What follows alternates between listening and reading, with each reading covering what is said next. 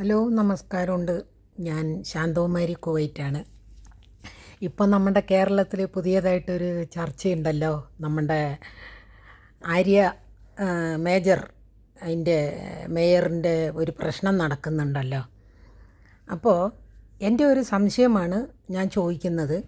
KSRTC ബസ്സിൽ ഒരു driver, എൻ്റെ ബുദ്ധിയിൽ തോന്നുന്നതാണ് ഞാൻ ഈ പറയുന്നത്, ബാക്കിൽ വരുന്ന ഒരു കാറ്, KSRTC ബസ്, പൊക്കമുള്ള ഒരു ബസ്, അതിൽ ഡ്രൈവർ ലൈംഗികമായിട്ട് ചേഷ്ട കാണിച്ചു എന്ന് പറയുമ്പോൾ ഈ രണ്ട് കൈ കൊണ്ട് KSRTC ബസ് ഓട്ടിക്കുന്നവൻ എന്ത് ചേഷ്ടയാണ് കാണിച്ചത് എന്ന് ആര്യ പറയണമല്ലോ. ഈ ആര്യ മേയർ എന്ന് പറയുന്ന സ്ത്രീ പറയണമല്ലോ.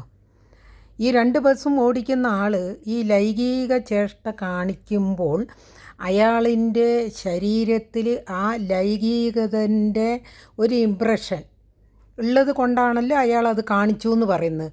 അപ്പോൾ ഈ ബസ്സിൻ്റെ ഉള്ളിൽ ഇത്രയും ജീവനുകൾ ഇരിക്കുമ്പോൾ ഇയാളുടെ ഈ ലൈംഗിക ഒരു ശരീരത്തിൽ ആ ഇത് വരുമ്പോൾ ആ മനുഷ്യന് സ്വാഭാവികം ആ ബസ് നോർമലായിട്ട് ഓട്ടിക്കാൻ കഴിയുമോ? എൻ്റെ ചോദ്യം അതാണ്. അപ്പോൾ ഈ ബസ്സിൽ ഇപ്പോൾ മെമ്മറി കാണാനില്ല എന്നും പറയുന്നു. അപ്പോൾ ഈ മേയർ, അതായത് നമ്മുടെ കേരളത്തിൽ ഇപ്പോൾ ഭരണത്തിലിരിക്കുന്ന സ്ത്രീകൾക്ക് മാത്രമാണോ ഈ സ്ത്രീ അഭിമാനം എന്ന് പറയുന്ന ഒരു കാര്യം?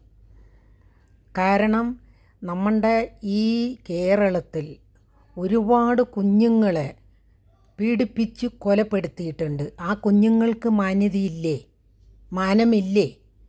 ഒരുപാട് സ്ത്രീകളെ ഇവരിൻ്റെ പാർട്ടിയിലുള്ള ആൾക്കാർ തന്നെ ഒരുപാട് പ്രശ്നങ്ങൾ ഉണ്ടാക്കിയിട്ട് മാനം കെട്ട എത്രയോ മാനക്കേടുള്ള സ്ത്രീകളുണ്ട്. അവർക്ക് മാനമില്ലേ?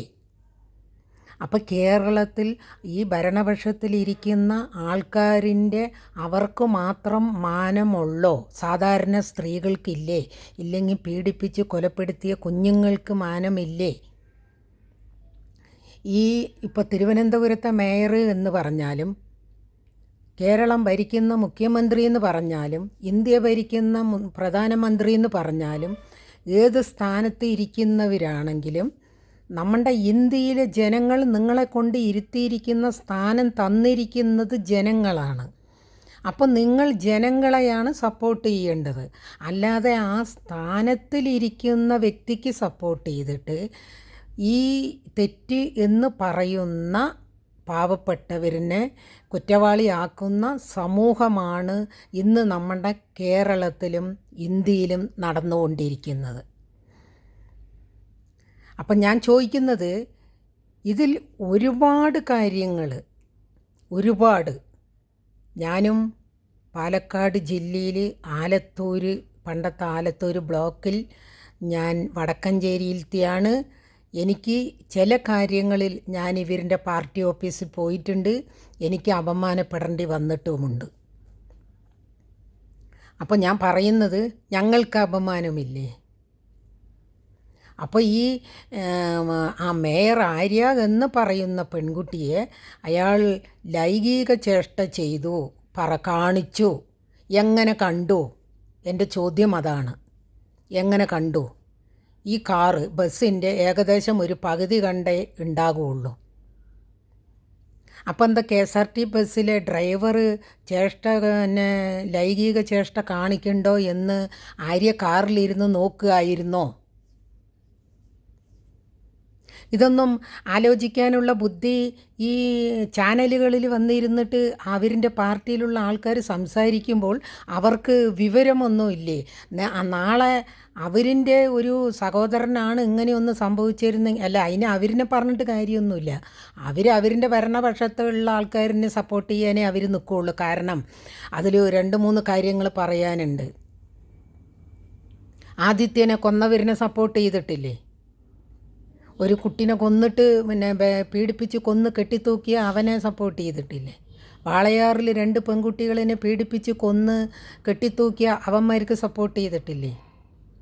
അപ്പം ഞാൻ ചോദിക്കുന്നത്, ഈ സ്ത്രീകളിലെ ഇവരുടെ ഭരണപക്ഷത്തിൽ ഇരിക്കുന്ന സ്ത്രീകൾക്ക് മാത്രമേ മാനമുള്ളോ? മറ്റുള്ള സ്ത്രീകൾക്കും മറ്റുള്ള ജനങ്ങൾക്കും ഒന്നും മാനവുമൊന്നും ഇല്ലേ? എൻ്റെ ചോദ്യം അതാണ്. എനിക്ക് ഈ ചാനലിലെ എല്ലാ ചാനലുകളുടെ അടുത്തും ഒന്നേ പറയാനുള്ളൂ, ദയവ് ചെയ്ത് ഇതുപോലെയുള്ള സംസാരിക്കുന്ന ചാനലിലേക്ക് കൊണ്ടുവരരുത് കേട്ടോ. ഇതൊക്കെ ബുദ്ധിയുള്ളവർക്ക് കേൾക്കുമ്പോൾ കുറച്ച് മെൻ്റൽ ഇതാണ് വരുന്നത്, BP കൂടുകയാണ് ചെയ്യുന്നത് അതൊക്കെ കേൾക്കുമ്പോൾ. എന്താ ഇത് ഒരു സംസാരിക്കുന്നതാണോ? അത് പിന്നെ KSRTC ബസ്സിൽ ഡ്രൈവറിനെ കുറ്റവാളിയിൽ ലൈംഗിക കാണിച്ച കുറ്റവാളി എന്ന് പറയാൻ, കുറ്റവാളിയായിട്ട് കാണിച്ചവരിനെ ഇവർ കുറ്റവാളി എന്ന് പറയുന്നില്ല. ആരോപണങ്ങൾ പറയുന്നവനെ മാത്രം കുറ്റവാളി എന്ന് പറയുന്നത് എന്തുകൊണ്ടാണ്? സമൂഹത്തിൽ ഭരണപക്ഷമായാലും പ്രതിപക്ഷമായാലും ഒരു തെറ്റ് ചെയ്തിട്ട് ആ തെറ്റ് തെളിയുന്നവരെ ആ കുറ്റവാളി അല്ല എന്നുള്ളതാണ് ഞാൻ വിശ്വസിക്കുന്നത്. അപ്പോൾ അതുകൊണ്ട് ദയവ് ചെയ്ത് ഈ ചാനലുകാരൊക്കെ ഈ വക ആൾക്കാരിനെ കൊണ്ടുവന്ന് ഈ ചാനലിൽ ഇരുത്തിയിട്ട് ചർച്ച ചെയ്യരുത് കേട്ടോ. എനിക്ക് ഒരുപാട് കാര്യങ്ങൾ പറയാനുണ്ട്, പക്ഷേ പേടിച്ചിട്ടാണ്. കാരണം ഞാൻ വയറ് കഴിയാൻ വേണ്ടി അന്യനാട്ടിൽ ജീവിക്കുന്നതാണ്. എന്തെങ്കിലും പോലീസും പ്രശ്നങ്ങളായാലേ ഒന്ന് പറഞ്ഞ് പേടിച്ചിട്ടാണ് ഞാനൊന്നും പറയാത്തത്. ഓക്കെ, അപ്പോൾ എല്ലാവർക്കും ബായ്.